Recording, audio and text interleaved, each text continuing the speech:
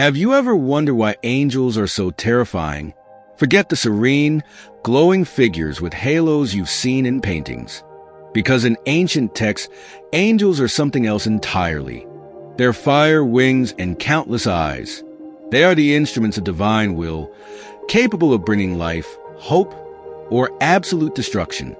To truly understand why angels were so feared, we need to revisit how they were described in ancient texts.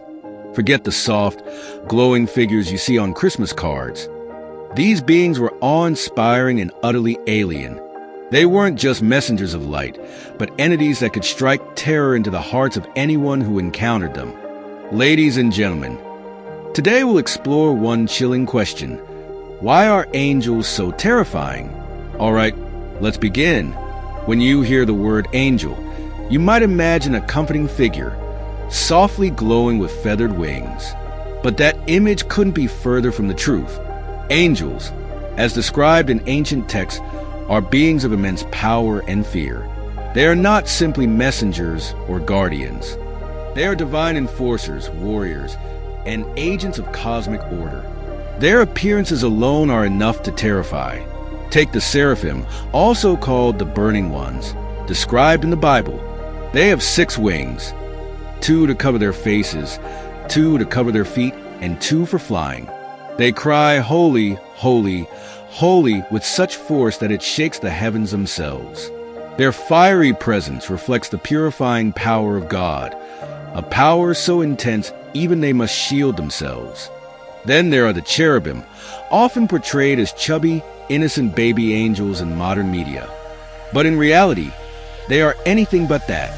According to the book of Ezekiel, cherubim have 4 faces: human, lion, ox, and eagle, symbolizing intelligence, strength, and dominion over creation. Their many wings are covered with eyes, and their presence guards the sacred spaces of heaven, such as the gates of Eden, wielding flaming swords. And let's not forget the Ophanim, described as wheels within wheels, covered in countless unblinking eyes. These surreal beings bear the throne of God, their every movement guided by divine will. Their alien and incomprehensible appearance makes them some of the most chilling depictions in religious history. The fearsome appearances of angels. Let's start with their appearances. Take the cherubim, for example. Far from the innocent, baby-faced figures depicted in modern art. In the Bible, cherubim are described as multi-faced beings, often with the face of a lion, an ox, an eagle, and a human. Their bodies are covered in eyes, and they wield flaming swords. Not exactly comforting, right? And then there are the seraphim. These are the burning ones, celestial beings with 6 wings. 2 wings cover their faces, 2 cover their feet, and 2 are used to fly. Why cover their faces and feet? Because their divine radiance is so overwhelming. Even they must shield themselves from the raw intensity of their existence. In many depictions, their voices shake the heavens, crying out, "Holy, holy, holy." Their mere presence would make anyone tremble. Ezekiel's vision of the Ophanim, or the wheels, takes it even further. These angels are described as giant, interlocking wheels, covered in eyes, with a spirit inside each one. They moved in unison, glowing like burning metal. If you saw something like this, you wouldn't think, "Oh, what a cute angel." You'd be running for your life. Angels of judgment and wrath. Angels are not just fearsome in appearance. They are also agents of divine judgment.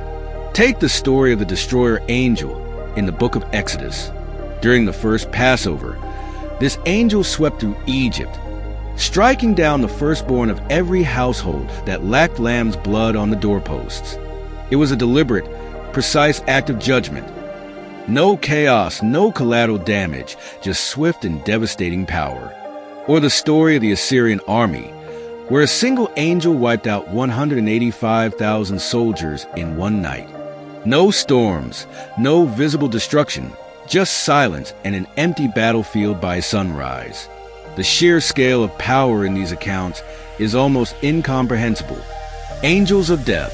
Then there are the angels of death, whose role is far more personal. In Islamic tradition, Azrael, the angel of death, collects the souls of the deceased. To the righteous, Azrael appears as accompanying guide.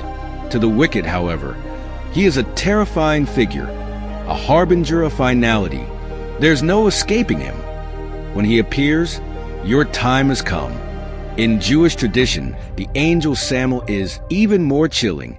Known as the venom of God, Samael doesn't just collect souls. He tempts, accuses, and punishes.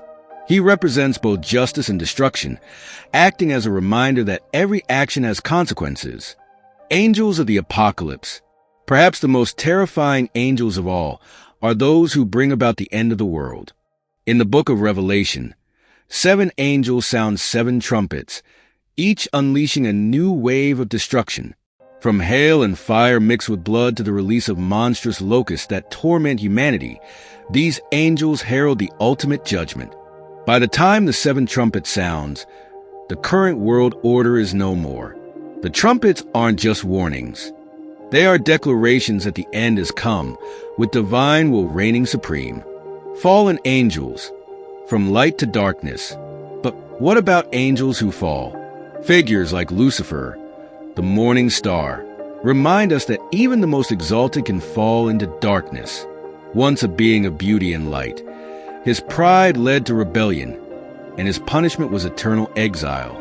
Lucifer's transformation into Satan is a chilling reminder of how power, when corrupted, can twist into something far more sinister. Modern interpretations. It's fascinating to see how modern media has softened the image of angels. TV shows and movies often depict them as suave, human-like characters who guide or protect us. But imagine how much more terrifying and awe-inspiring they'd be if they were closer to their ancient descriptions. What if angels weren't there to comfort us, but to enforce divine will, no matter the cost? Similarly, the Watchers, described in the book of Enoch, were angels who descended to earth, took human wives, and fathered the Nephilim, giant beings whose presence led to chaos and destruction. For their rebellion, the Watchers were bound in darkness, awaiting final judgment. So, why are angels so terrifying? Because they are reminders of a power far greater than humanity, a power that transcends our understanding. They are not bound by human morality or emotion. They act as instruments of divine will, whether that means protection or destruction. Angels force us to confront the vastness of the universe and our own insignificance within it. Their presence demands respect and leaves us in awe of the mystery of existence itself. If you found this exploration of terrifying angels fascinating, don't forget to hit that like button and subscribe to our channel. Thank you for watching, and until next time, stay curious.